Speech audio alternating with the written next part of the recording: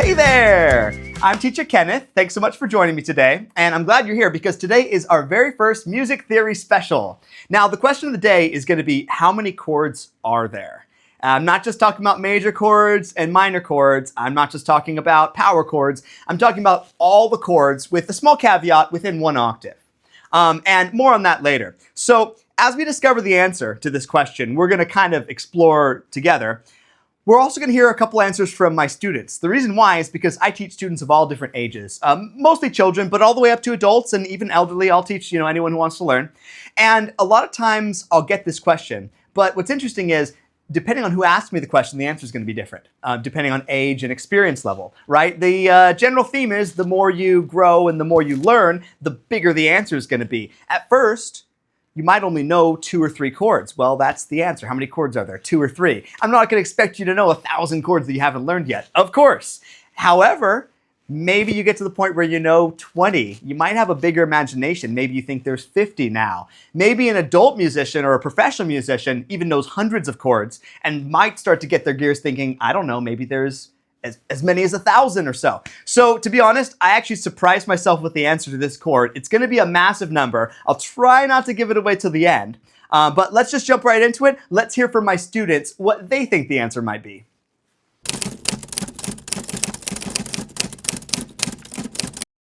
You think there are? There's a lot of notes on the piano. How many chords do you think there are total? All of the chords possible.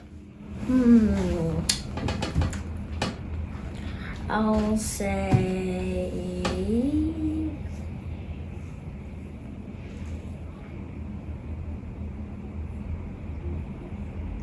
19. 19's a good answer. High five. Here is our music theory question of the day. How many chords are there? Well, there could be quite a few. Yeah, you know a lot already, huh? You know A chord, B chord, C minor, a bunch of different things. How many chords do you think there are in total, all of the chords?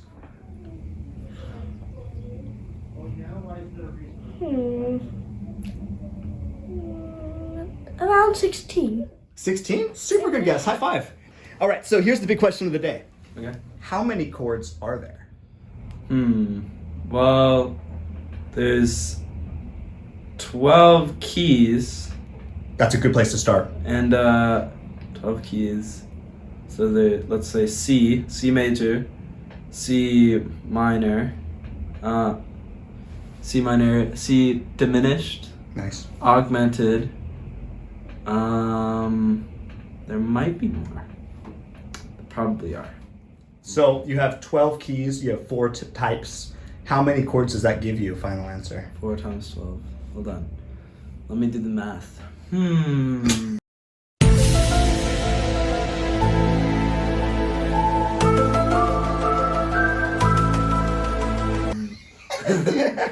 Uh, 48. Yeah, okay, so 48 total chords.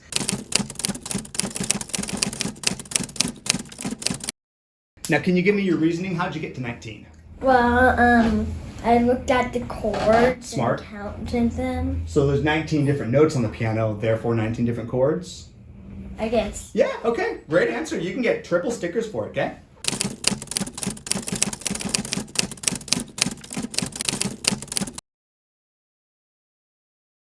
Now give me your reasoning. Why are you thinking 16? Because there's 8 notes in an octave. 8 notes an octave, And also then there's 7. major and minor, right? Yeah, and 7s. Smart, dude. High five. And 8 times 2 is 16.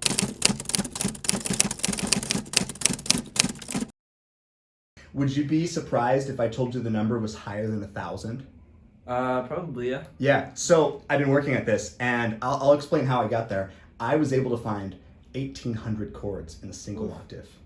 Wow. 1,800 chords, including many, many different types. Once you see the families of chords, it'll start to make sense because everything gets multiplied by 12, right? Yeah. So if you have a major chord and a minor chord, you have only listed 4 chords. Yeah. All of a sudden, that 48, right? Yeah. I was able to find, and I'll show you some of if you're interested, I was able to find 150 chord families, tonalities, specific tonalities that you then multiply across the 12 keys to then yield 1800. And I'm not going past the octave, so there's certain chords I'm leaving out, like a 9th chord, like a 13th chord. So a lot of things actually are specifically not listed in this, and since I'm not going past an octave, I'm not doing 2 C chords. I am doing all the inversions of the C chord though. So you have C, inversion 1, inversion 2. Suddenly you have 3 C chords, 3 C minors.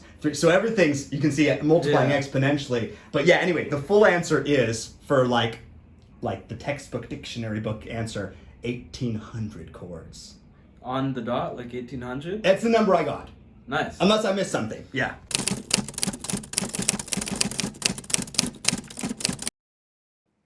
Now, before we get started, I want to explain the one caveat that I alluded to earlier. In order to make this number a little bit more tangible and purposeful, we're going to keep all the chords within a single octave. The way to think about it maybe is as single hand chords, because the piano is huge, it's got all these different keys. You could easily extend any chord. You can add a 4th note and a 5th note and a 6th note on top of it and just make it a bigger chord. And there's going to be names for all those. However, because the numbers are going to be so big as it is, for practical purposes, we're going to keep all of our chords within a single octave. So you can use the root and the octave, but we won't go past the octave. We also won't be double using any chords. Let me explain. On the piano, we have many octaves. So you can play a C chord, you can play a higher C chord, you can play a higher C chord, or you can play a lower C chord and low. There's, I think, about 6 or 7 different C chords on the piano. Now, it doesn't end there. Even though your piano runs out of keys up here and down here, technically the frequencies can still keep going up, just like numbers go infinitely. So if I were to not cut it off in an octave, we'd end up with an infinity of chords. As it is, we're going to be cutting off the chords right in an octave. We will have no extended chords, so no 9th chords, no 11th chords, no 12th chords, and so on and so forth. But if you want to imagine all these chords being single hand chords because they stay within an octave, this will be all the chord shapes that you can play within one octave. All right, we're here at the piano now, and I have a top camera so you can see all the chord voicings that I'm going to show you.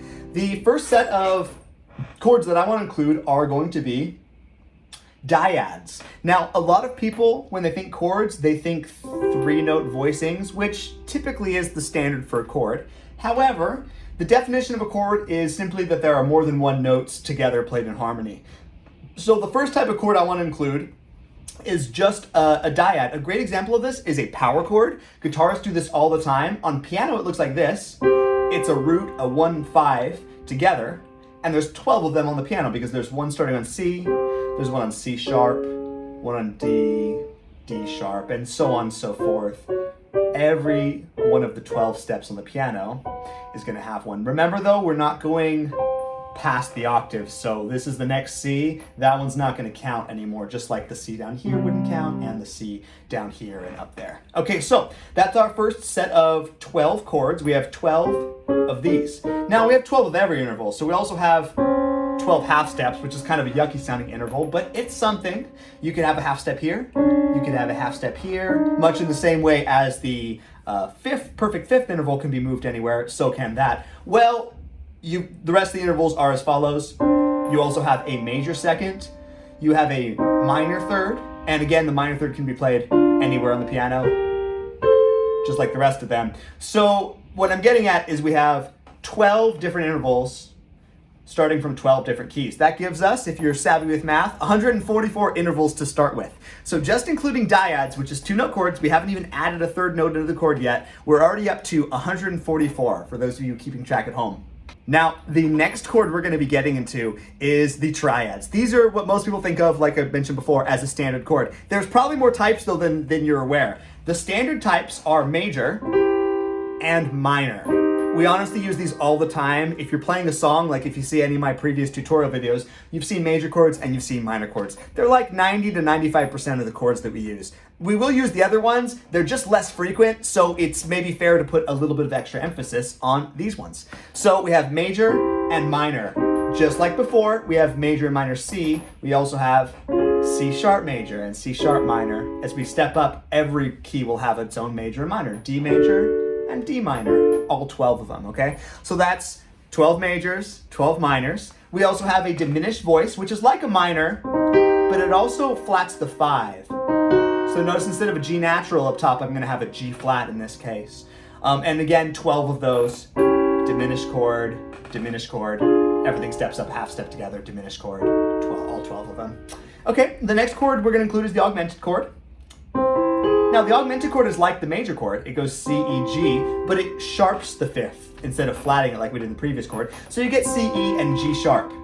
And again, don't want to sound like a broken record, so I won't say this on every chord, but keep in mind, as you get the augmented chord, you're now going to have 12 augmented chords, just like before.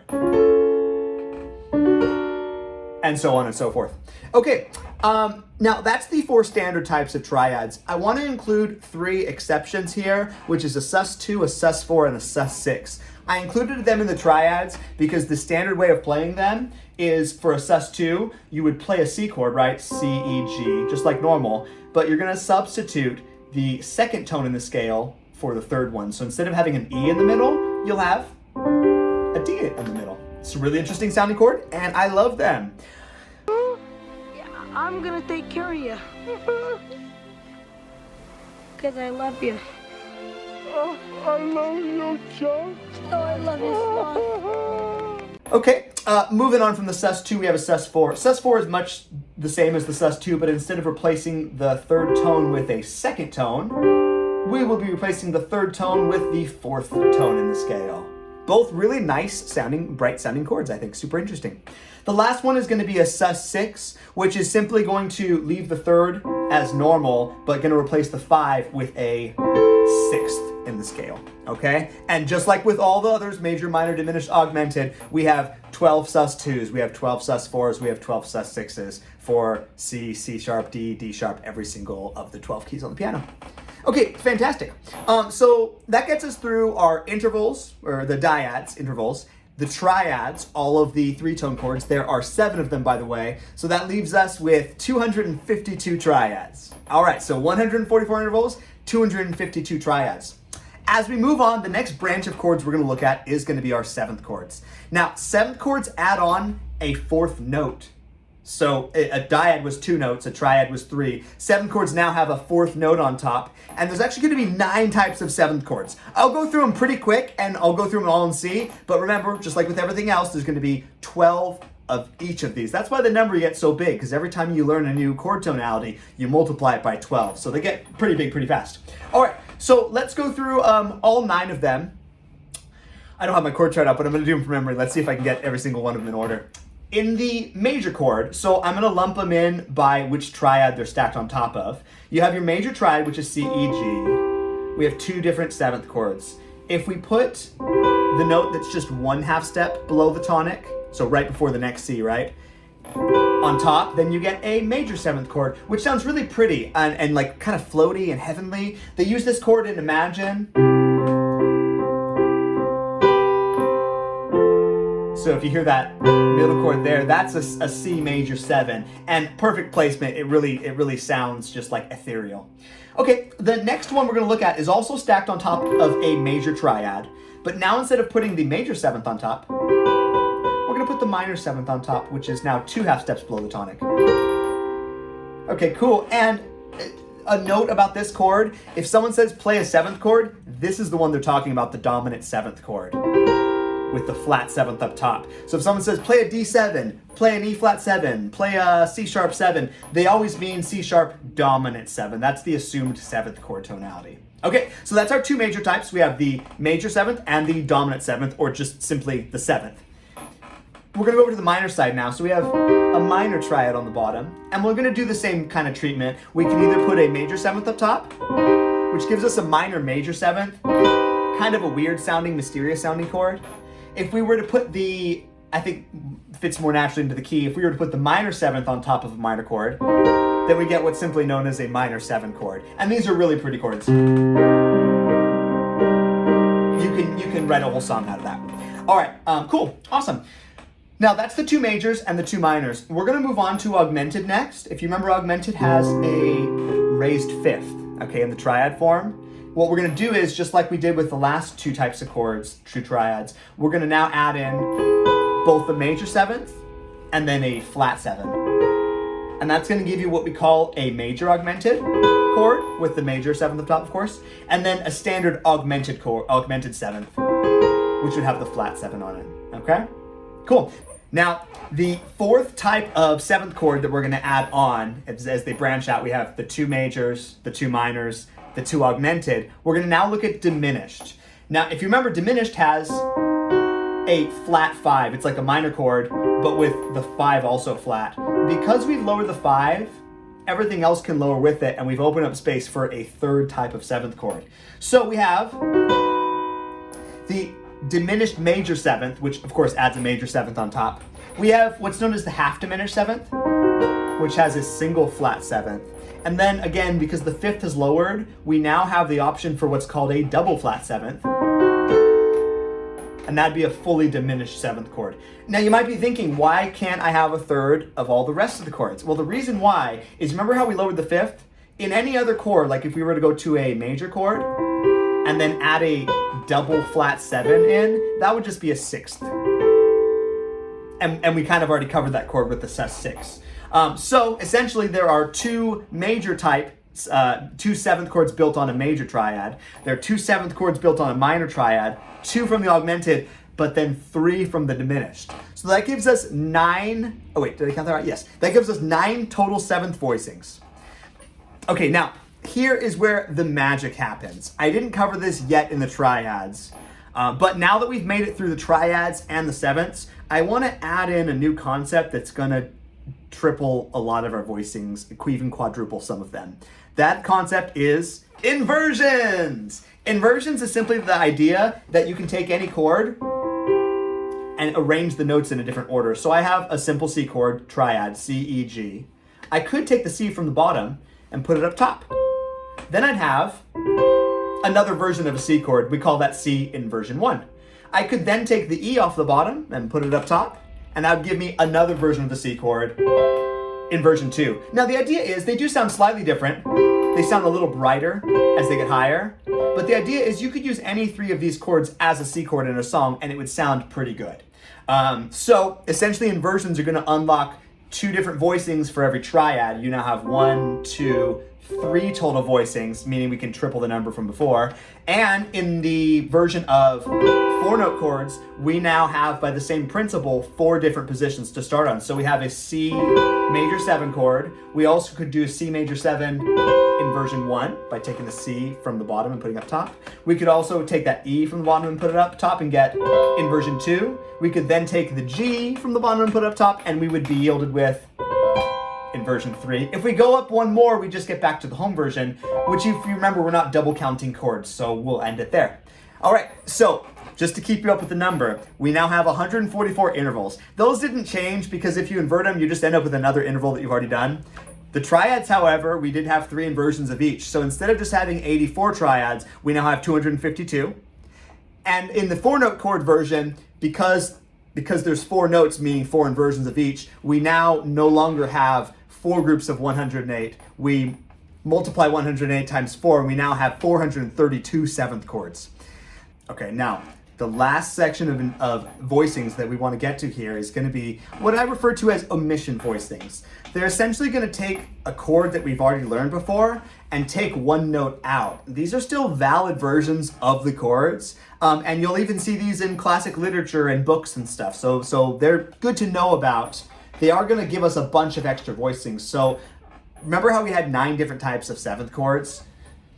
Major 7th, dominant 7th, minor major 7th, minor 7th, major augmented 7th, augmented 7th. And then of course the diminished there are 3 of. We have diminished major 7th, half diminished 7th, and a fully diminished 7th. So we can take any of those voicings and take a couple of the notes out and still have the voicing work. The first one we're going to remove is the 5th. The 5th is one of the least necessary notes in the chord. So now instead of, let's go back to our C major 7, just because it sounds so pretty. Let's pull the 5th out. Now we have C, E, B. And it sounds very similar, very similar. I think it still feels like if you were playing Imagine and you played that instead of that, it'd still work. Still sounds really nice. So these are going to be known as omission voicings. The first is by removing the fifth. We could also then remove the third. Gives a nice voicing. The last one is going to be the weirdest one, and I thought about whether I should include it or not, but I'm going to. Because if you're playing in the context of C, you play a song that goes from C to G, and then back to C, and you play this, even though it lacks the root, most people will hear it in that context as being a C7 rather than an E minor, because our ear's been going from C to G and back. So this is a little bit more context driven, but you could even eliminate the root note from a chord and have it still be considered that chord. So it's a bit of a weird one, but essentially all of our seventh chords we now have 3 variations of, which each have 3 inversions. So this gets to be a pretty crazy number. With the omission voicings, all of our seventh chords now go up to 972. I know, crazy. So if we add everything all back together, we have 144 diad intervals. We have 252 triad chords. We have 432 seventh chords. And then if we include all of the omission voicings and inversions, we have 972 of those, just those. Add it all together, it gives us a nice and surprisingly even 1,800 chords. Okay, now we've seen all 1,800 of the chords that I've listed off and categorized one by one, 150 different types of chords spread across 12 individual keys, gives us 1,800 chords. As I alluded to earlier though, I did have a couple notable mentions, honorable mentions that I wanted to include. I was thinking about the triads, and there is actually technically a 4th type of triad. So we have our major, and I have melodic here to demonstrate. We have minor, we have diminished, and augmented. However, you could also take a major chord and flat the 5, and this would just be known as a major chord with a flat 5. It's literally just the name of it. It's commonly used in jazz circles, so it is a thing. Looks like that, C, E, and then G flat. So anyways, that's one I wanted to include. Knowing that we have a flat 5 variation means that we're going to also have 12 new chords. So a C flat 5, a C sharp flat 5, and so on and so forth through the cycle. We're also going to have, since we can flat the 5, technically a few more 7th chords. So I'm not going to count and list them all up because they are kind of an exception, but I'm going to list up one last bonus type of chord, and that's going to be a root 5th octave chord. It's technically the full version of a power chord. It's just like the power chord we did earlier with the 1 and the 5, except now we're going to put an octave on top. If you remember, our rule was that we can't go past an octave, but that doesn't mean we can't use the octave in our chords just like we use the octave as an interval. So technically, that's going to also give us 12 new chords, so 24, something like 24 new chords and maybe a little handful of 7ths. I thought it'd be best to leave it at 1,800 though, since those are all the most formally known and used chords. Just keep in mind there's a couple small exceptions out there that are possible. All right, thanks again. Bright Days with Music.